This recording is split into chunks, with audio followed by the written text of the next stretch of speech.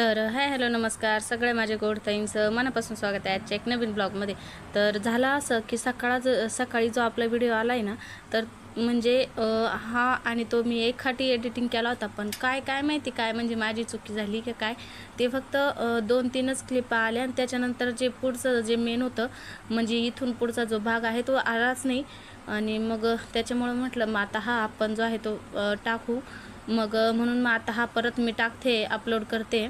तर इथे ना मी आता सगळ्यात आधी ना रॅकवरचं डब्बे ते ना ते काढून घेतले आणि त्याच्यानंतर मग सगळं झटकून घेतलं ना। आता महिना-दीड महिना झाला असेल तेव्हाच मी आवरलं होतं, पण आहे ना धूळ खूप असल्यामुळे आणि त्याच्यात मी दळण पण दळते घरातच आणि त्याचं पण पीठ उडतंच, तर त्याच्यामुळं मग जास्त लवकर खराब होऊन जाते भांडे बी आणि घरात जळमटं पण लवकर तयार होऊन जातं। कारण कसं आहे घरामध्ये जाळं तयार झालं ना की लगेच असं म्हणजे निगेटिव्ह एनर्जी म्हणतो आपण बघा, निगेटिव्हिटी असं घरामध्ये लगेच आळस असं सगळ्या गोष्टी व्हायला सुरू होऊन जातात। तर त्याच्यामुळे ना घर जितकं टापटीप ठेवता येईल ना तितकं चांगलं राहतं, म्हणजे एक पॉझिटिव्हिटी घरामध्ये राहते आणि कोणतंही काम करायला उत्साह राहतो। तर त्याच्यामुळं मग आहे ना सहज आज सकाळी लक्ष गेलं तर वर ना या पिठामुळे ना जाळं तयार होत होतं, तर म्हटलं आज आवरून घेऊ आपण। तसं आज मला आहे ना काल परवाच्या व्हिडिओमध्ये बघितलं असेल तुम्ही, मी तुरीची डाळ तयार केली होती तर ती निसायची होती, पण म्हटलं ते निसता येईल आपल्याला पहिले म्हणजे हे आवरणं मेन होतं मला। कारण घरामध्ये एकदा जाळं तयार झालं ना की लगेच असं आळस आणि हे सगळं आता म्हणजे तुम्हाला माहीतच असेल, तर त्याच्यामुळे म्हटलं आज घसूनच टाकू। तर मग सगळ्यात आधी ना झटकून घेतलं आणि मी काही जास्त पसारा घालणार नाही आहे, कारण पाठीमागं म्हणजे सोबत पोरं सांभाळून एवढा पसारा काढणं सोपं नसतं। कारण जर नाही आवरणं झालं तर मग उगाच सगळ्या घरात पसारा, त्याच्यामुळे ना थोडंच आवरणार आहे। पण आज श्रेयांश पण खूप छान खेळाला, म्हणजे दिवसभर तो आमच्या घरापाठीमागच्या मंदिरात खेळत होता, पोरींसोबत सुट्टी होती त्याच्यामुळं। आणि हा कागद आहे ना, तर हा कागद खूप छान आहे म्हणजे रॅकवर अंथरायसाठी, कारण एक म्हणजे या कागद आथरल्याने ना रॅक लवकर गंजत पण नाही, खराब पण होत नाही। आणि हा कागद आहे ना आपलं बॅनर असतं बघा, आपण प्रमोशनसाठी बॅनर छापतो, तर त्याच्या पाठीमागं हा कागद राहतो जेव्हा आपण बॅनर चिटकवतो तेव्हा हा कागद काढून घेतो। तर हा कागद आहे ना मी रॅकवर टाकते, ते नाही होतं म्हणजे रॅक लवकर खराब होत नाही, काही जर सांडलं ना तर मग खाली ते दुसऱ्या भांड्यावर पडत नाही। तर त्याच्यामुळं मग असे कागद आथरून घेत असते मी।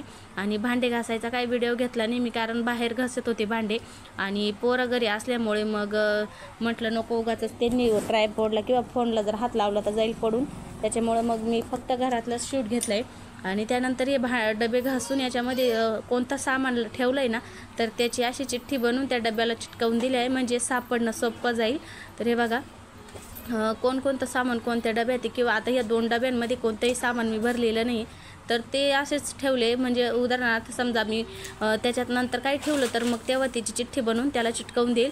आणि ह्या स्टीलच्या डब्यांमध्ये सुद्धा तसंच केलं मी, शेंगदाणे डाळी हे जे असते मिरची मसाले, तर तसंच त्या डब्यांमध्ये भरून त्यालाही चिठ्ठ्या लावून दिल्या आणि त्याच्यावर पण स्टिकर लावून दिले, म्हणजे सापड नाही ना। आता आपण भांडे घासल्याने 1-2 दिवस सापडायला थोडंसं हे होतं, मग सगळे डबे उस्तरून बघावं लागतं, त्याच्यामुळे ना असे जर चिटकवलं ना का मग खूप सोपं जातं आणि घासल्याच्या नंतर ना भांडे खूप छान दिसतं। पण जास्त दिवस ते तसं दिसत नाही, कारण धूळ आणि पिठाचं हे ते असल्यामुळे ना खूप वैताग येऊन गेला आहे मला। पण कुठेतरी आपला व्यवसाय किंवा आपण त्याच्यापासून 2 पैसे जर कमवत असला तर मग काय अडचण म्हणजे थोडीशी तस्ती घ्यायला, तर म्हटलं जाऊ द्या घसून। तसं पण आहे ना फ्री बसल्यापेक्षा असं घरात साफसफाई केलेली कधी चांगलं। तर मग त्याच्यामुळं मग मी एकच असं कप्पा जो आहे ना तो काढून तो घसत होते। त्याच्यानंतर आहे ना इथे ना हे पंचपात्री आणि म्हणजे एकामध्ये ना किराणा भरून ठेवला आहे मी आणि एका पंचपात्रीमध्ये पीठ आहे गव्हाचं, तर मग ते 2 घसायचे राहिले आहे। तसं बघितलं तर अजून भरपूर आहे घसायला। तर हे किचनवर आहे ना हे सगळे मी म्हणजे सगळे रॅकवरचे भांडे काढून घेतले होते घसायला। आणि इथे ना हे मी ना एक ठिकाणून ना अशा छोटे डब्यांचा ना सट आणलेला होता आणि मी तो ठेवून दिलं होतं, कारण हेच धुळीने ना खराब झालं का मग ते खूप कसतरी दिसतं, त्याच्यामुळे मी त्या सगळ्याच डब्या ना ठेवून दिलेल्या होत्या। पण म्हटलं आज काढू, कारण आणलं आहे मग त्याचा वापर पण झाला पाहिजे, त्याच्यामुळे ना या डब्यांमध्ये म्हटलं मसाला भरून ठेवू आपण। तर हे बघा एवढे भांडे राहिलेले फक्त घसायचे। तर ते पण उद्या घसून टाकल मी. आणि त्यानंतर इथला पसारा पण बऱ्यापैकी कमी म्हणजे पूर्ण कमीच होऊन गेला आहे, बघू शकता तुम्ही. आता यातले निम्मे भांडे आहे ना मी बाहेर नेऊन ठेवलेले आहे घासायला. आणि थोडेशी बघा ही रॅकला टांगलेली तेलाची किटली ते ना तेवढे राहिले फक्त. आणि बाकी काही नाही जास्त. आणि कशी दिसते रॅक नक्की कमेंट करून सांगा.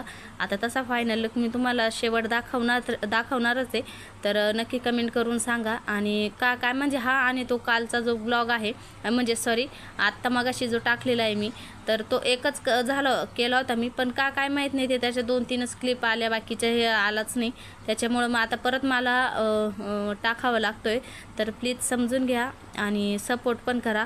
तर हे बघा अशा पद्धतीने ना मी सगळी रॅक लावून घेतलेली आहे. आणि तो कपांचा सट आहे ना तो वरच ठेवते मी, कारण कोणी ना कोणी येत राहतं मग सारखे डब्यांना हात लावणं, कारण कायमच आपले हात चांगले राहतील असं नाही.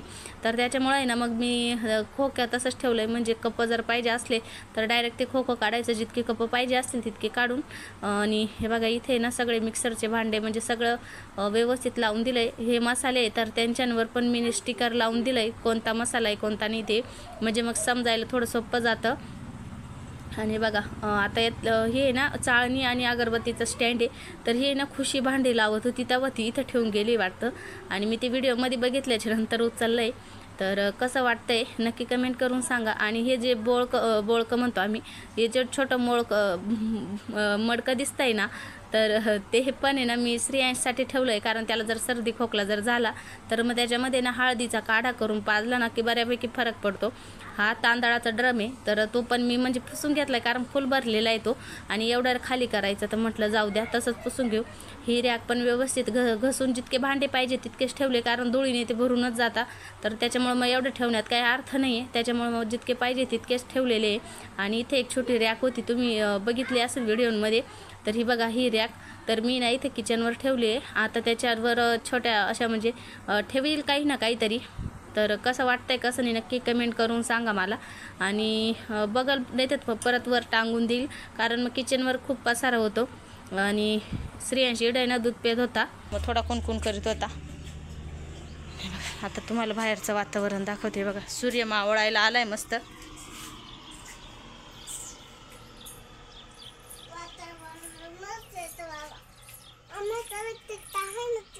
इथं आता वाजले 6 आणि दिवा लावून घेते मी आता, कारण तसा बी दिवाबत्तीचा टाइम झालाच आहे.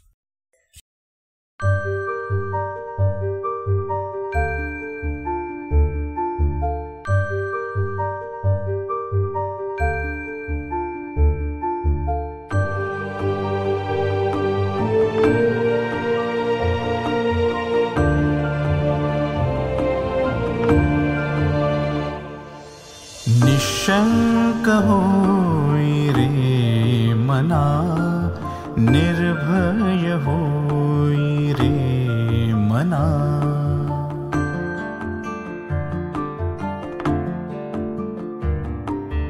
निशंक होई रे मना, निर्भय होई रे मना. प्रचंड स्वामी बळ पाठीशी रे, नित्य आहे रे मना.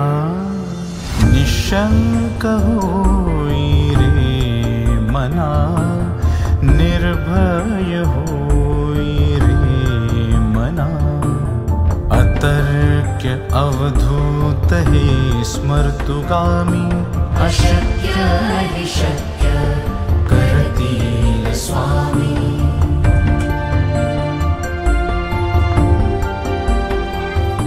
जिथे स्वामी चरण तिथे न्यून काय, स्वये भक्त प्रारब्ध. तर आत्ता झाली देवपूजा आणि आता आहे ना मी चहा ठेवते, कारण आहे ना खूप भूक लागली, कारण आज खूप दमल्यासारखं झालं आहे. कारण आज दिवसभर नॉनस्टॉप मी न थांबता सारखं चालूच होतं माझं. श्रेयांश पण आज भारी खेळला, म्हणजे तो बाहेर खेळत होता, त्याच्यामुळं मग बऱ्यापैकी आवरून गेलं माझं. तर इकडं मी चहा ठेवून घेते, थोडंसं एवढं दूध उरलं आहे. आता याच्यात चहा ठेवते, नाही तर दुसरं पातेलं घेते, नाही तर ते सगळं जळून जाईल. ठेवलं आहे आता चहा मस्तपैकी. आणि ये ना चहाचंच पातेलं आहे बरं का, तुम्ही म्हणशाल एवढं काळं आहे, तर ते ना असं काळंच होऊन जातं चहा ठेवला का. आणि घसल्या बी तर निघत नाही, त्याच्यामुळे मग एकटीचा चहा राहतो, त्याच्यामुळे मी ह्याच पातेल्यामध्ये ठेवते.